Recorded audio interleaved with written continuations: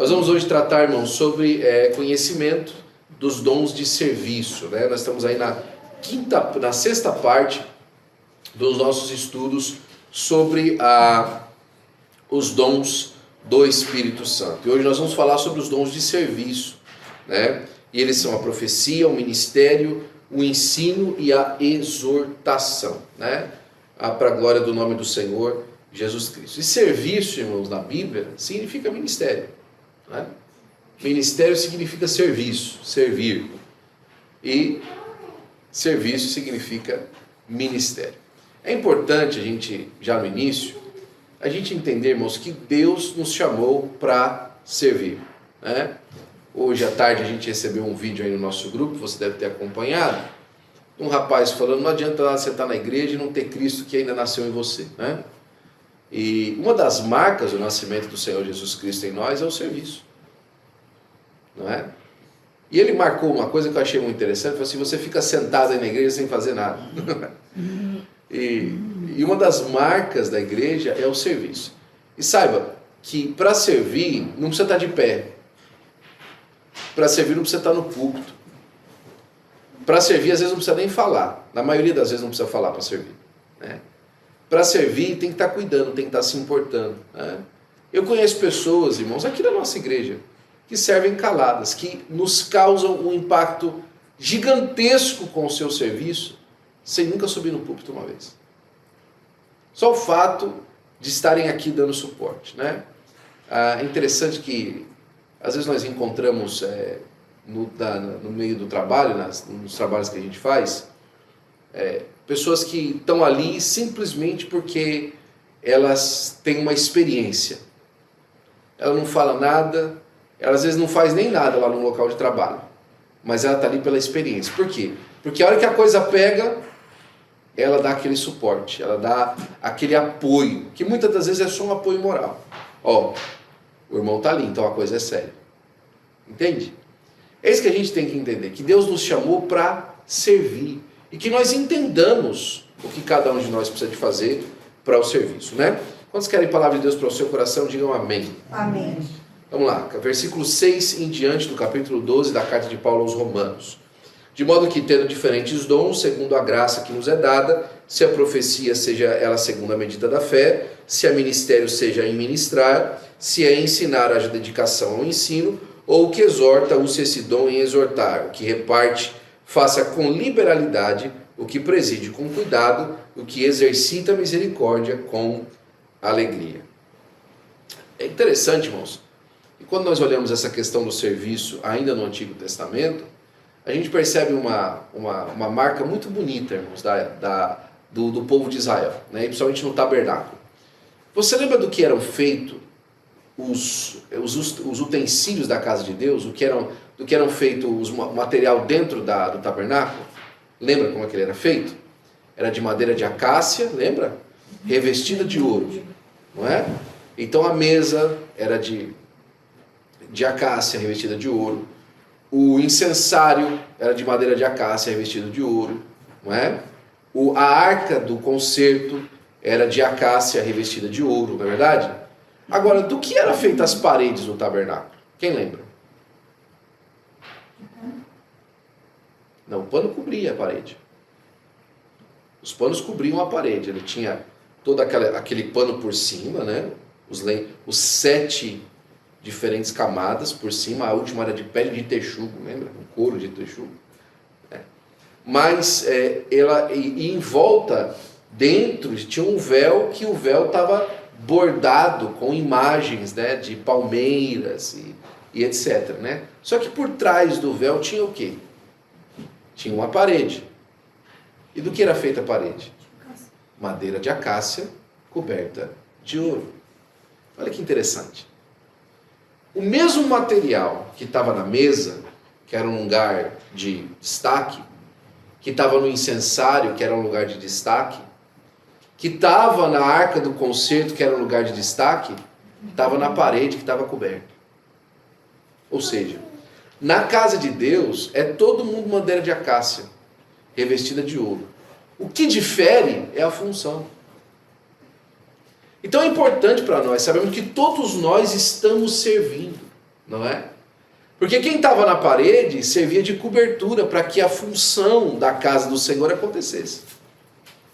Quem estava servindo ali na parede estava numa função diferente, mas estava ali cumprindo um papel essencial para que o tabernáculo estivesse de pé. É essa consciência que eu quero que você tenha na hora da gente falar sobre os dons de serviço. Porque muita gente acha, né, que quando você vai falar de dom, do dom de serviço, por exemplo, você vai falar porque pessoas precisam subir no púlpito semana que vem. Não, não é isso. É o serviço dentro da igreja. É o serviço da casa de Deus. Semana passada, por exemplo, nós tivemos aqui no domingo, né, uma deliciosa feijoada. Né? A Mariana que fez essa feijoada pra gente, né? A nossa querida irmã Mariana. E a Mariana, ela começou a cozinhar na terça-feira. A feijoada que ela serviu no domingo. Hoje, pastor, a gente comeu uma comida de terça-feira? Não. É que na terça-feira ela começou os preparativos. Na terça-feira ela saiu para comprar carne, ela começou a preparar a carne seca. Ela mesma fez a carne seca em casa. E ela ia contando o processo, ia filmando o processo que ela estava fazendo. E o cuidado dela em desenvolver aquilo. E, irmãos, todo mundo que cozinha aqui na igreja faz com esse mesmo cuidado. O pastor Marcos Sérgio, a irmã Miriam, sempre tomam bastante cuidado para fazer com carinho. A única coisa que está diferente dessa vez é que eu tive a oportunidade de acompanhar todos os passos, porque ela fez isso na minha casa, né? Então eu acompanhei. E eu percebi, irmãos, que às vezes, quando você desfruta de alguma coisa com os seus irmãos, você não tem ideia do que custou aquilo. Na casa de Deus é importante a gente saber disso, né? Que pessoas estão desenvolvendo o ministério uma das outras aqui e umas para as outras, e às vezes a gente não sabe o que custou, irmão, para essa pessoa estar de pé servindo a igreja do Senhor Jesus Cristo. Amém? Glória a Deus. Você dá glória a Deus por isso? Eu dou glória a Deus por isso, para a glória do nome do Senhor Jesus Cristo. Então, Romanos provavelmente é a carta mais extensa onde Paulo faz essas marcas sobre a questão dos dons ministeriais, né? E toda vez que a gente cresce, como a igreja de Romanos estava crescendo, é importante que nós precisamos de novas funções.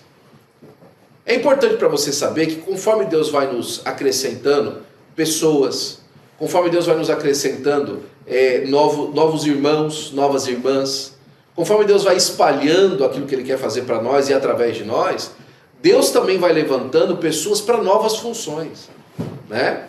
Olha que bênção, por exemplo, né? Dava para a gente sonhar um ano atrás com uma orquestra? Não dava. Mas Deus levantou irmãos para sonhar junto, levantou irmãos para usar os seus talentos para ensinar os outros, levantou irmãos com interesse para poder aprender. Deus vai fazendo assim, vai criando novas funções, né? No domingo passado, por exemplo, nós louvamos a Deus com um hino no coral das mulheres. Ficou muito lindo. Eu senti a presença de Deus enquanto vocês adoravam a Deus, né? E eu fiquei muito feliz e percebi, uma nova função está se levantando. Assim também, por exemplo, quando a gente tem ali na mídia, né, os nossos filhos ali ajudando, a Milena, o Noah, nós vamos ver novas funções surgindo, para a glória do nome do Senhor Jesus Cristo. Esse mês, por exemplo, de maio, nós levantamos um novo diácono na igreja. E todas essas coisas vão acontecendo porque novas funções vão surgindo. E Deus quer que nós desenvolvamos os nossos dons na igreja, porque Deus está nos fazendo crescer até os confins da terra. Diga amém, por gentileza. Glória a Deus, amém. Glória a Deus. A carta de Paulo, então, ela diz para a gente, no propósito dela, que nós fomos chamados para serdes santos. E aqui santo, né, a maioria de nós, e por uma maneira óbvia, lembra da santidade como uma separação daquilo que é comum. Não é? Separação do pecado, separação da maldade. É que a santidade tem a ver com essa conduta ilibada do crente, na verdade. Mas a santidade também tem a ver com o serviço. Não é? O sacerdote, ele era santificado, não para ele ser diferente do povo, mas para ele poder servir ao povo. Então a nossa santidade para com Deus tem muito a ver com o nosso serviço. Olha só, né? Jesus precisava de se santificar, ele já não era santo, mas ele falava assim, eu me santifico por causa deles, é para o serviço, é para poder servi-los, é para poder nos servir, que o Senhor Jesus santificou-se, que ele se separou, que ele buscou uma vida santa, né? Ele já era santo. Então o apóstolo Paulo exorta aos cristãos viverem uma vida de consagração total a Deus, oferecendo seus corpos como sacrifício em uma adoração que vai além da liturgia religiosa, uma entrega consciente. Deus nos pede que nós possamos, que a gente tenha como consciência de que a nossa separação do mundo, aquilo que é comum, é para poder servir. E aqui eu pergunto para você, né, para você responder na sua mente, no seu coração, como anda a sua vida de serviço? Quanto tempo você passa, ou quanto tempo você tem dedicado preocupando-se em servir os seus irmãos? Quanto tempo você passa, por exemplo, pensando no bem de alguém, naquilo que Deus levantou você? Você sabe os talentos que Deus te deu, a maneira como Deus te fez, a maneira como Deus te moldou. Você sabe aquilo que Deus chamou você para fazer. Como é que você tem gastado a sua vida em serviço dos seus irmãos? Como é que tem sido isso? Para a glória do nome do Senhor Jesus Cristo. Paulo ainda faz uma comparação aos crentes de todas as partes, né, que eles são um só corpo e cada membro pertence uns aos outros. Essa imagem da igreja como um corpo destaca a interdependência de seus membros e prepara o terreno para a sua discussão sobre os dons espirituais. Eu já falei um pouquinho sobre a questão dos membros aqui, baseado em 1 Coríntios capítulo de número 12, mas em Romanos também Paulo lembra da interdependência da igreja. É importante que Paulo ele lembra da interdependência, e para que você saiba que a interdependência da vida cristã, ela precisa ser levada em consideração. Por quê? Porque a igreja moderna, principalmente nos últimos dias aqui, as pessoas andam muito assim, né? Eu não preciso dar satisfação para ninguém, minha vida não tem nada a ver com a vida de ninguém, eu é minha vida, a salvação é individual, não é verdade? Aí as pessoas vão chamando a responsabilidade esse isolacionismo cristão. Isso não é bíblico. Isso não é bíblico. Né? A salvação é individual? É. Mas a igreja é coletiva. A caminhada é coletiva. As pessoas chegam individualmente para ser parte de um corpo. E parte do corpo é coletivo. Não é? Eu nunca vi um pé aí na rua andando sozinho. Já viu um pedaço de pé andando sozinho aí na rua? Né? Eu nunca vi um joelho na rua sozinho, andando na rua sozinho. Não, eu saí da perna hoje, né? Ficar entre a parte de cima e a parte de baixo da perna, então tá doido, ficam espremendo um para baixo, outro para cima. Não. Esse cara ainda faz musculação ainda, fica fazendo assim toda hora com a perna. Não, pelo amor de Deus, eu não quero não. Eu fui embora. Já viu um joelho fazendo isso? Não é? Então, se o corpo humano demonstra isso, por que a igreja, quando é comparada com o corpo, quer ser isolada? As pessoas que fazem parte do corpo querem ser isoladas. Porque o diabo colocou na cabeça das pessoas que a vida delas diz respeito só a elas, e não é verdade. A nossa vida, a nossa conduta diz respeito à nossa comunidade. Isso é bíblico. Porque nós servimos uns aos outros como igreja, não é? É hora, irmãos, de nós resgatarmos esse pensamento de família de novo para a igreja. Por quê? Porque tem alguns lugares modinha aí, que eu não vou falar o nome, que lá é só você e acabou. Entendeu? Lá você só compartilha aquele ambiente ali com as pessoas. Você não compartilha a mesa, não compartilha a casa, não compartilha problema, e não é assim que nós aprendemos a Cristo. Não é assim. Nós aprendemos com o Senhor Jesus Cristo que toda a nossa vida é compartilhada. É claro, sem abusos, sem entrar na intimidade de ninguém que não seja convidada para ser tratado e para ser trabalhado. Mas nós somos um corpo, para a glória do nome do Senhor Jesus Cristo. Né? Quando eu falo isso, eu não digo para você que eu quero ir na sua casa e eu quero discutir a relação conjugal da sua família comigo. Não é isso que eu quero dizer.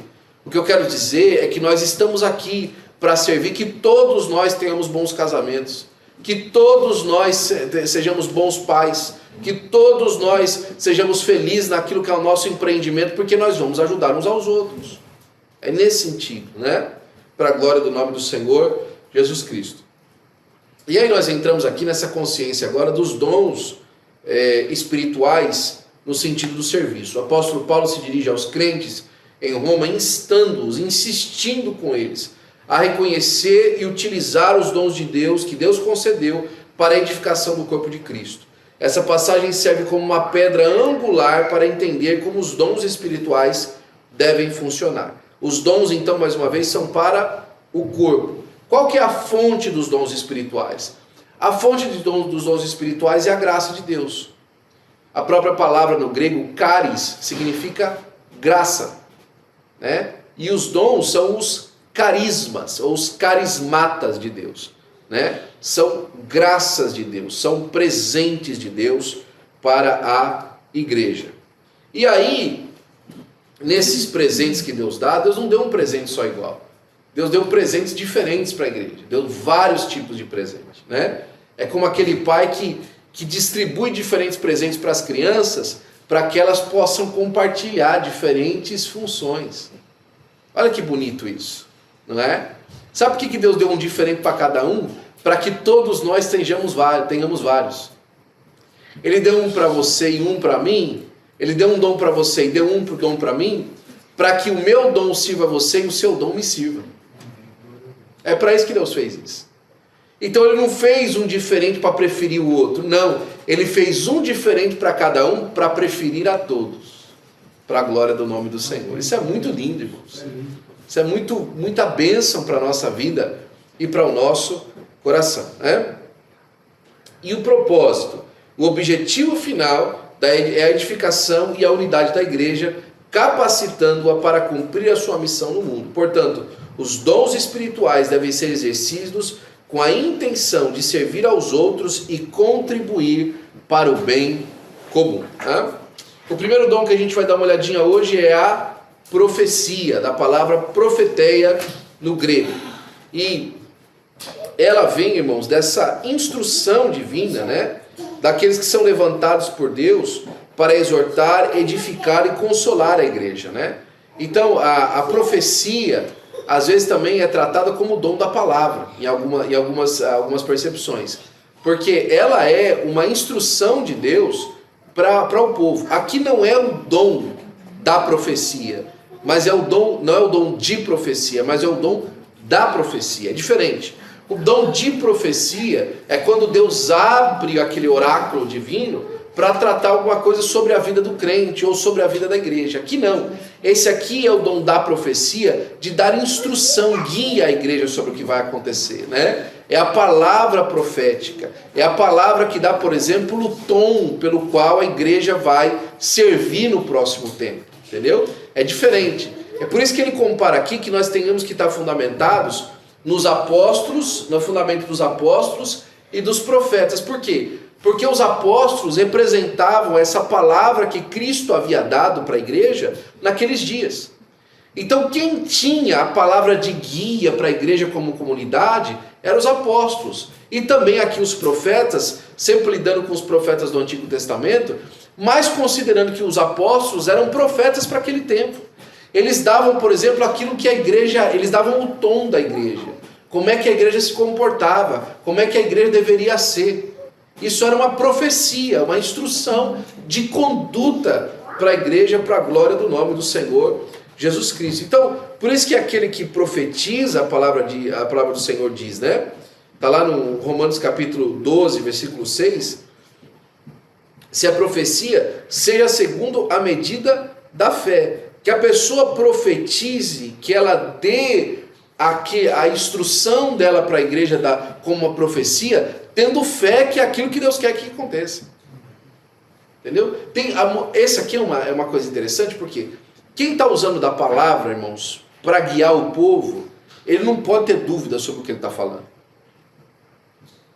Ah, irmão, aquela palavra lá que eu dei... Não, ele tem que ser o primeiro a crer. Para que a palavra tenha efeito, o primeiro a crer tem que ser quem está falando. Por isso que um pregador nunca deve pregar uma mensagem que ele não crê. Uma mensagem que ele não acredita. O poder está na fé da palavra entregue. E na palavra entregue. Né? Para a glória do nome do Senhor Jesus Cristo. É por isso que eu acho muito bonito o William Seymour. Porque o William Seymour, quando ele começa a falar sobre o batismo com o Espírito Santo, ele não era batizado ainda. Mas ele tinha fé naquela palavra. Então, quando ele usava daquela palavra profetizando sobre o povo, guiando o povo a crer naquela manifestação espiritual, ele ainda sem receber já cria. E a sua palavra teve efeito por conta disso, para a glória do nome de Jesus, né? Vamos lá. Ministrar. Aqui ministrar, irmãos, é diaconia. Outra coisa importante a gente entrar em ministrar, para que a gente entenda que lá em 1 Coríntios 14:3, né? Quem profetiza fala aos homens para edificação, exortação e consolação. Deus não manda uma palavra de guia para humilhação. Deus não manda. Deus sempre manda uma palavra de guia para exortação, para correção, mas não para humilhar pessoas. Ok?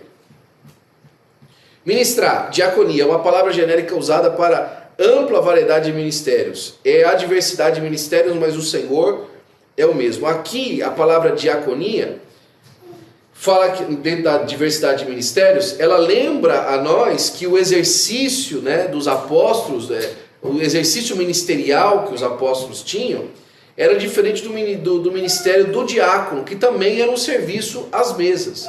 Mas os dois serviam, os dois tinham ministério.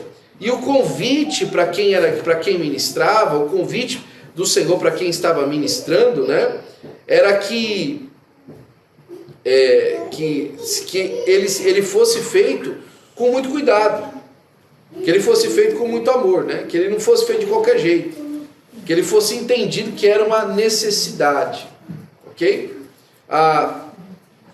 Não se discute hoje que se esteja dentro de todos os dons o mais necessário, o jeito da igreja, em que centenas de milhares de convertidos são empurrados para dentro da igreja, mas há pouquíssimos mestres para nutri-los, né? Aqui dentro de ministrar está também o serviço daqueles que eram mestres. Como falta gente para ensinar hoje na igreja, né? E quando eu falo para ensinar, irmãos, não é porque as pessoas não têm conhecimento, é que às vezes, irmãos, falta aquele cuidado em ensinar. Porque quem ensina, ele não passa conhecimento, simplesmente. Quem ensina tenta ter certeza que a pessoa ensinada está aprendendo. Não é? A preocupação de quem ensina não é pegar o cheque de que ele ensinou a pessoa. A preocupação de quem ensina é ter a certeza de que quem está recebendo conhecimento está aprendendo. Ele está de verdade manifestando aquilo na vida dele, né? E por isso aí também vem o ensinar, que é o didático, né? Os professores devem ensinar com clareza, precisão e um profundo entendimento da palavra. O ensino é um ministério vital que ajuda os crentes a crescerem no seu conhecimento de Deus, em a sua fé. É mais uma vez que eu lembro hoje do nosso vídeo que a gente assistiu e eu achei aquilo fantástico. Até brinquei com o irmão Fábio depois, né? Obrigado por me ajudar a fazer o jabá do culto de ensino hoje, né? Por quê? Olha que interessante, irmão. Sabe por que as pessoas hoje, elas param para qualquer vídeo para escutar? E elas acham extraordinário, às vezes, o que uma pessoa fala? Porque elas não foram ensinadas. Elas não conseguem assistir, às vezes, e fazer um senso crítico de falar assim, ó, isso aqui está errado. Eu entendi que essa parte quer dizer, mas essa aqui está errada. Olha, isso aqui não é assim, né? Eu acho bonito, irmãos, principalmente os irmãos mais maduros da Igreja Assembleia de Deus, você não leva eles para grupo, não. Você não leva, não. Rapidinho eles falam assim, pastor, isso aqui não parece com o que eu aprendi. Pastor, não é assim que a gente aprendeu, pastor. Rapidinho a pessoa, opa, o cara pode estar chorando, pode estar dando pirueta, falando língua estranha e tal, por irmão mais antigo, que é assíduo de escola dominical, que é assíduo de culto de ensino. Você não leva ele para grupo, não, né? O golpe está aí, cai quem quer, que nem o pessoal fala no Brasil, né? O golpe está aí, cai quem quer. Não cai. Não cai. Ele olha, isso aqui não é assim não, pastor. Pastor, mas aí é um discernimento do Espírito Santo. Nós vamos chegar lá. Mas é um discernimento baseado no ensino que a pessoa tem. A pessoa está ensinada, está vacinada. Ela sabe o que é a palavra de Deus, ela sabe o que é a Bíblia. A pessoa cita lá um verso, lá e fala, não, esse verso está errado. Esse verso não é assim. Esse não é o contexto do verso que está sendo citado. A pessoa sabe. Ela conhece, ela não deixa, ela não é levada. Fala, não, peraí. Isso não é assim. O que ele está falando aí é uma outra coisa. A pessoa se segura, ela entende o que está acontecendo. Por isso, irmãos, que hoje tem muita gente, né, como um outro vídeo que a gente recebeu no domingo mesmo, né, que virou crente de casa. Porque a Bíblia é aquilo que ele acha que a Bíblia é. O Jesus dele é pessoal. Ele tem um personal Jesus. Inclusive quem fez uma música assim de rock pesado foi um dos caras mais satanistas de Hollywood, Marilyn Manson. Cantou uma música e numa música dele chama Personal Jesus. E a música dele, Personal Jesus, é justamente uma sátira a muito crente que monta uma caricatura de Jesus e diz que é crente. Um satanista escreveu sobre isso. Agora veja só você, né? Por que falta? Falta ensino. Falta a pessoa pegar a Bíblia dela, abrir e ler, a vir para uma escola dominical, a estar num culto de ensino. E também, irmãos, eu concordo que falta gente interessada também em ensinar. Né? Algum tempo atrás eu perguntei para o nosso pastor, a gente estava vendo alguns casos tristes para nós e tal, tem muitos anos isso. E eu falei assim, poxa pastor, parece que essa nova geração perdeu aquela relação que tinha, né, com os pastores mais antigos, né, que tratavam os pastores mais antigos como um pai, né? Um cuidado com o pai. Não ficava, tipo, batendo boca com um pastor mais antigo. Ele podia discordar, mas ele não ia bater boca com o pastor mais antigo. Ele não ia bater boca com o pastor dele. Ele não ia pegar e falar, não, porque agora eu fiz teologia e não sei o que e tal. Ele não ia fazer isso com o pastor dele. Né? Parece que isso aí parou e tal, né? O pessoal, hoje todo mundo é cheio de razão e tal. E ele me falou assim, sabe por que parou muito o pastor de se comportar como um filho para os pastores mais velhos? É porque muitos pastores mais velhos deixaram de se doar como pais.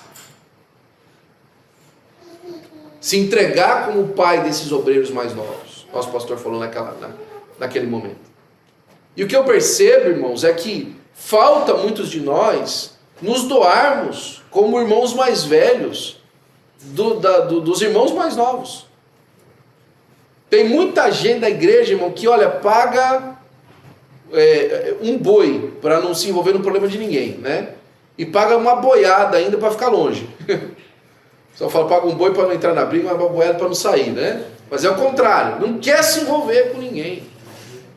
Não quer tratar problema, né? Eu devo ser doido, porque quando alguém vem contar algum problema para mim, eu falo, glória a Deus, conta para mim, que eu quero te ajudar. Eu quero passar com você, eu quero sentar com você, eu quero te ajudar, eu quero ministrar na sua vida. Como é que a gente sai dessa? Ensinar, ser ensinável, né? Outra coisa também que falta muito hoje, irmãos, e por isso que às vezes falta também ensinadores, é porque falta gente ensinável também hoje. Todo mundo sabe tudo. Todo mundo hoje sabe tudo. Todo mundo hoje tem ideia de tudo. Não é? Na igreja aqui ninguém mais para tirar dúvida. Todo mundo sabe tudo. E quando a pessoa ela sabe aprender, ela é ensinável, não é questão de ela não saber, é questão dela querer mais. É questão dela querer absorver mais, ela querer testar os seus conhecimentos para ver se ela está dando um caminho bom. Para a glória do nome de Jesus. E um outro, irmãos, que a gente está vendo hoje aqui, também é o exortar, que é o parakaleo, né?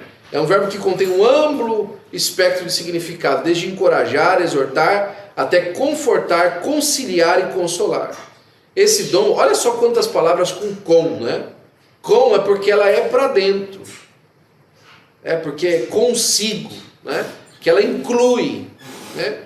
Consolar, ela inclui conciliar, confortar, né? Ela é inclusiva, ela tem a palavra, esse prefixo com, porque ela é inclusiva, não é?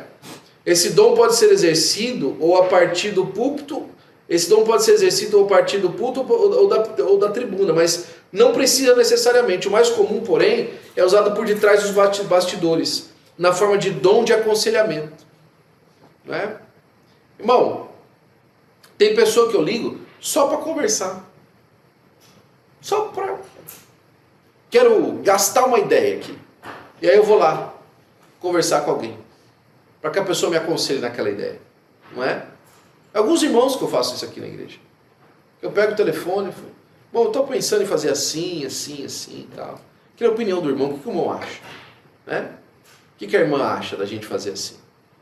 Não é? Aqui é o dom de dar conselhos, mas o dom de se aconselhar eu acho que também faz parte. Né? De você receber, de você estar na multidão de conselhos para quando dá a segurança. E eu fico feliz também, irmãos, que às vezes as pessoas ligam. Pô, pastor, tal, olha, aconteceu assim e tal, eu queria saber o que o senhor acha tal, essa oportunidade está aparecendo desse jeito aqui e tal. E aí a gente discute, fala, né? E gasta aquela ideia, e gasta aquela sugestão, né? Barnabé, irmãos, ele tinha esse dom. Ele é chamado de filho da consolação. Outras traduções chamam ele de filho do encorajamento, não é? Por quê? Porque ele tinha de certo e valeu-se disso, principalmente para fazer amizade com Saulo de Tarso. A maioria dos comentaristas concordam que ninguém queria chegar perto de Saulo quando ele se converteu, que foi Paulo depois, né? Todo mundo tinha medo dele. Eles achavam que ele era um infiltrado. Foi Barnabé que trouxe ele para o meio dos discípulos em Jerusalém. Foi Barnabé. E a gente já confabulou várias vezes como é que isso pode ter sido, né? Ô Pedro, meu amigo, você precisa de ouvir o Paulo, rapaz. Você precisa de ouvir Saulo.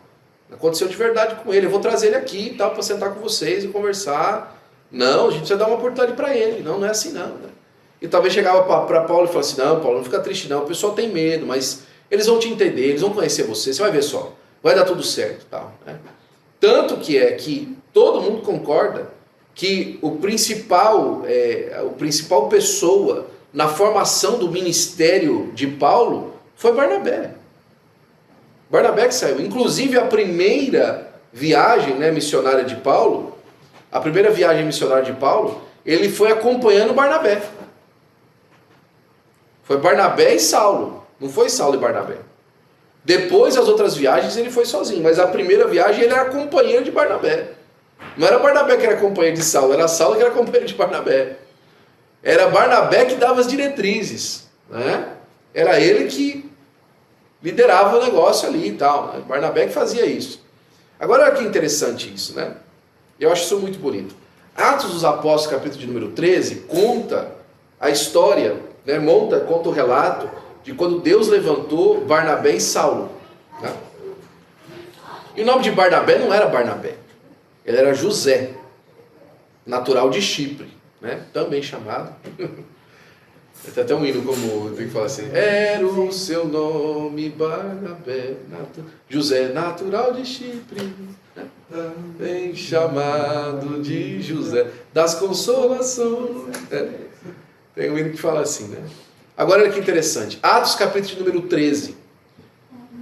Fala, e lá na igreja de Antioquia tinha fulano, ciclano, beltrano, um que tinha sido criado com Herodes, sabe? Meu, só nata lá em Antioquia, né? Só o pessoal, sabe? Realmente. E o pessoal, todo mundo doutor, né? Instruído na palavra. Aí o Espírito Santo veio e falou assim: apartai-me. Olha que interessante isso. O Espírito Santo de Deus veio e falou assim: apartai-me a Barnabé e a Saulo. Já percebeu? O Espírito de Deus falou, não chamou de José, chamou de Barnabé. Chamou ele pelo apelido. Apartai-me a Barnabé e a Saulo. Saulo o Espírito não chamou de Paulo, chamou de Saulo. Mas a Barnabé ele chamou de Barnabé. Sabe por quê? É porque a transformação na vida de José foi tão profunda que até Deus reconheceu a nova natureza dele.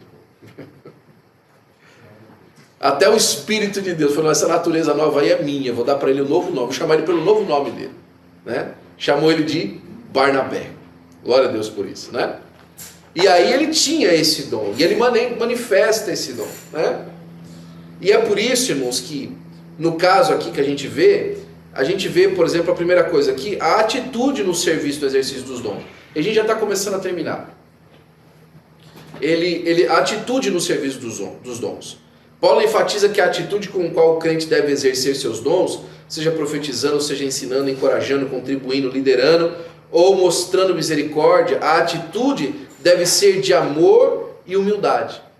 Em 1 Coríntios capítulo 13 ele fala assim, olha, se você fizer tudo isso que você faz na igreja, se você manifestar todos esses dons, mas não tiver amor, não valeu nada. E ele fala que é possível atuar nos dons sem amor. Olha que coisa extraordinária. É possível atuar nos dons sem amor. Mas ele fala que o valor disso é nulo. Não serve de nada. Ainda que você ministre o resultado, o produto disso para a sua vida, é nulo. É por isso que Jesus falou que muitos daqueles dias me virão, Senhor, em teu nome. E Deus não vai negar as obras, que eles não fizeram isso. Ele vai negar que conhece eles. Seria por obrigação, pastor? Muito pior do que isso. Às vezes não é nem uma questão de obrigação, às vezes é uma questão de fama. Às vezes é uma questão de lucro. Também. Às vezes é uma questão de orgulho. Em que sentido, pastor? Eu tenho o dom. De não ser salvo? No caso de Jesus, sim. Jesus fala, apartai-vos de mim, vós praticais a iniquidade. Mas no caso daquele que opera o dom sem amor, né? ou seja, sem Jesus, sem a visão de Jesus, sem a compaixão de Jesus na vida, né? Sim, ele perde a salvação. Sim, mas o problema é que a maioria das pessoas, principalmente os líderes, não são todos, eles estão construindo o reino dele terrenal. Eles não estão vendo a visão espiritual de morar no céu. O que eles estão vendo é na terra, é crescer, isso. Não são todos, toda regra tem exceção. Mas o que eu vejo nos últimos dias, sabe, eu não sei qual é a visão que eles têm de não morar no céu. A visão deles é aqui terrenal. Eu observo isso que a irmã está falando e penso da mesma forma. Na verdade, os que pensam assim são a minoria, não são a maioria. O problema é que é uma minoria barulhenta. Então aí a gente coloca muita gente no mesmo bojo, né? Mas eu conheço, por exemplo, pastores de igreja e posso dizer, podia contar alguns deles, não vou contar aqui porque a gente está gravando. E eu acho que isso aqui vai acabar perdendo um sentido do que eu vou falar se eu falar o nome deles, né? Mas eu conheço, por exemplo, pastores que o interesse dele não é fazer uma grande sede. Ele não tem interesse em fazer uma grande sede. Um lugar para ele ficar lá e ter todo mundo à sua disposição e todo mundo conhecer o ministério dele. O interesse dele, por exemplo, é plantar uma igreja lá naquele país onde tem 4, 5 crentes que são de um pastor. Entendeu? E tem condição de viver muito bem, de desfrutar de muita coisa, mas o interesse é outro. Mas tem os remanescentes ainda. E justamente, eu creio de coração, irmã Néia, que os remanescentes são mais. Eu creio de coração, né? Porque Deus vem buscar uma igreja vitoriosa, e o Senhor Jesus deixou avisado que esses aconteceriam isso, mas é justamente para dizer que nem todo mundo que serviria na igreja seria salvo. Tinha exceções a essa regra da salvação. Ou seja, não é uma credencial. E olha que interessante isso aqui, que eu acho que a gente resume bem essa hora. Esse pedaço. Não é uma credencial de salvação ser usados nos dons. Não é uma credencial de salvação. Mas qual Jesus disse que era uma credencial de ser discípulo de Jesus de verdade? Era amar uns aos outros. Assim conhecerão que são os meus discípulos, quando amardes uns aos outros. Essa é a credencial do discípulo de Jesus. Agora, isso não significa que ser discípulo, então, já está bom. Sou discípulo, amei meu irmão, acabou. Não. Se você é discípulo e ama, você vai querer manifestar dom. Você vai querer ser usado nos dons. Você vai querer profetizar sobre a vida do seu irmão. Você vai querer ministrar na vida dele. Você vai querer ver ele edificado. Você vai querer ver a igreja crescer. Você vai querer ver a multiplicação. Você vai querer ver a salvação das pessoas. Porque você vai querer ensinar. Você vai querer aprender. Você vai querer ter cuidado no ensino. Por quê? Porque isso vem de você. A maioria das pessoas que tem esse dom sem amor é pessoas que esfriaram no amor. E aí é o cuidado do crente. O crente precisa manter-se em manutenção constante. Não é? Você viu, eu não sei se você sabe disso, mas a maioria das aeronaves, ela é considerada pelo seu status de uma boa aeronave ou de má aeronave, de quanto tempo que ela precisa de passar no solo para quanto tempo ela precisa de passar no ar.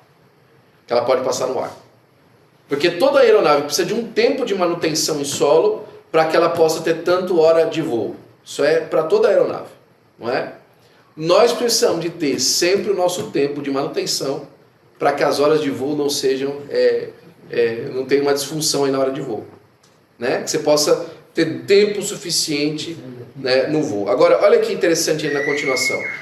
Ele fala também aqui no nosso estudo do pastor Joelzinho, que escreveu esse estudo que está lá no Texas, da interconexão do corpo, né?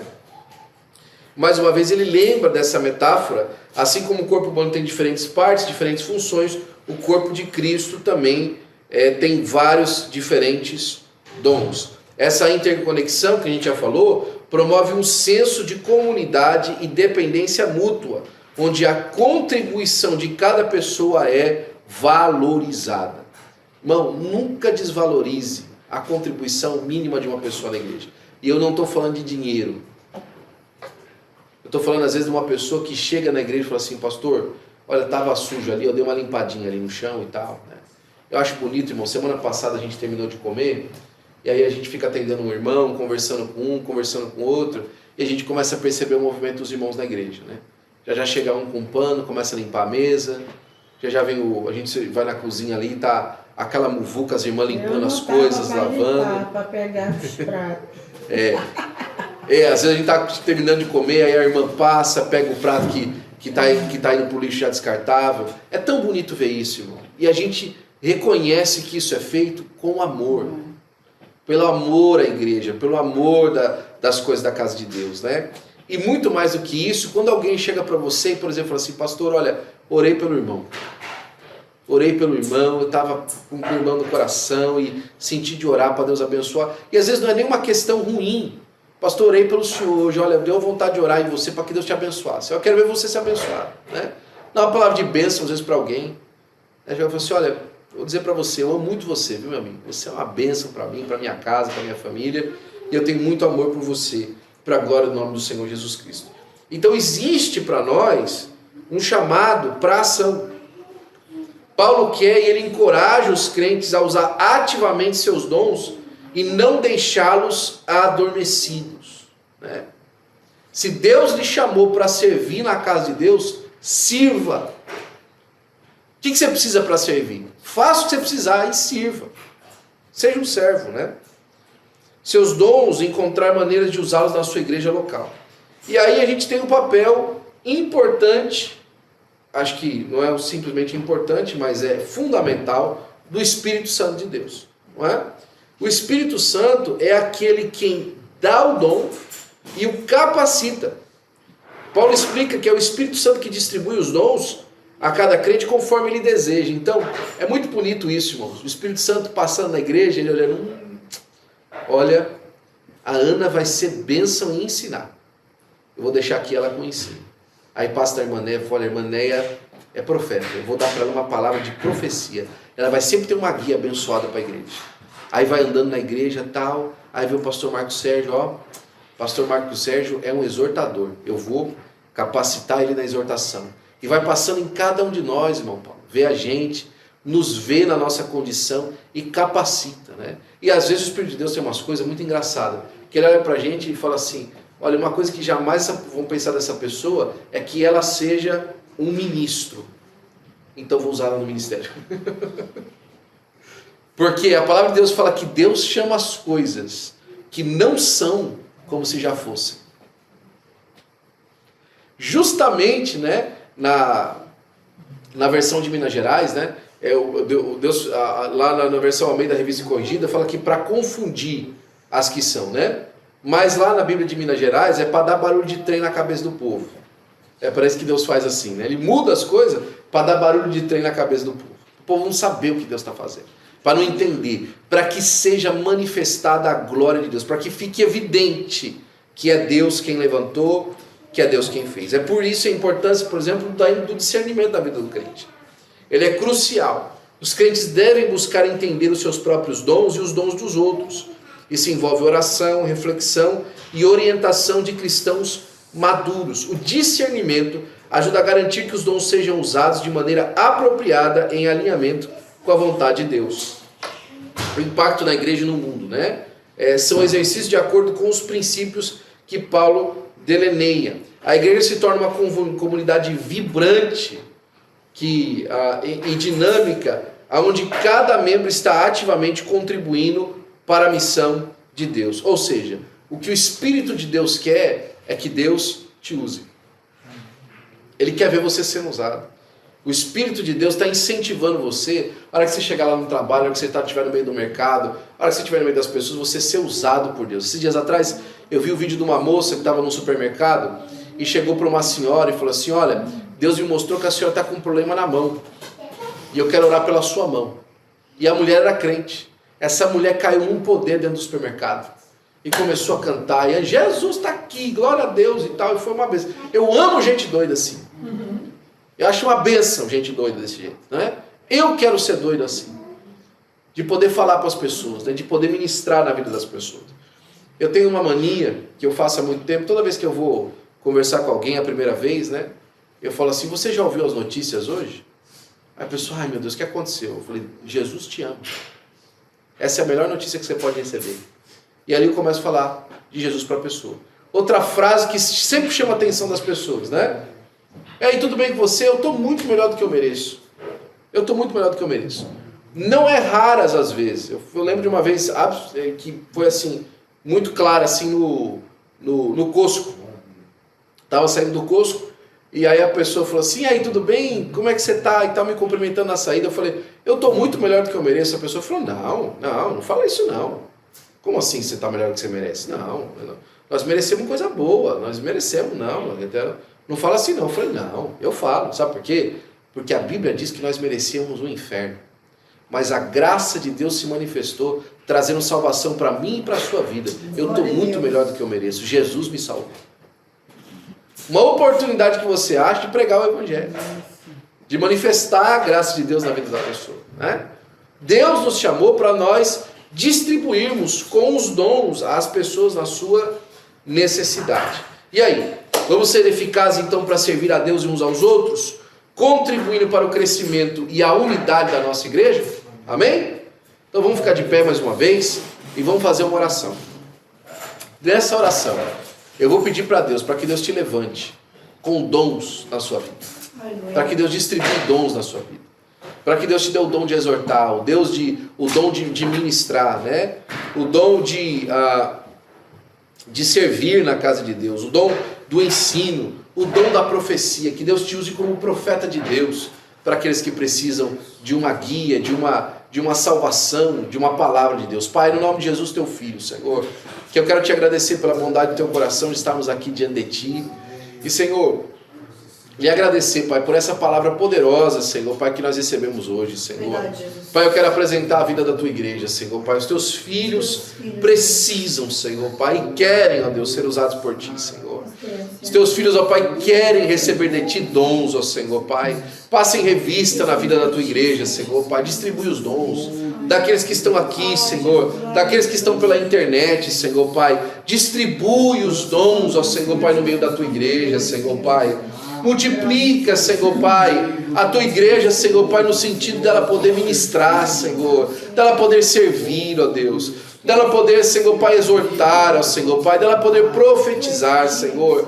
Levanta no meio do povo, Senhor Pai, homens, mulheres, ó Senhor Pai, cheios do teu Espírito Santo, com discernimento da tua parte, Senhor Pai, sem, Senhor Pai, nenhum amor, Senhor Pai, pessoal, Senhor Pai, nenhum apreço pessoal, mas um apreço pela expansão da tua obra, Senhor Pai, um apreço, Senhor Pai, para a glória do teu nome, Senhor, e levanta, Senhor Pai, um rebanho cheio do teu poder nesse lugar, Pai, e para sempre nós te daremos a honra, a glória e o louvor, em nome de Jesus, amém. E amém. Glória a Deus.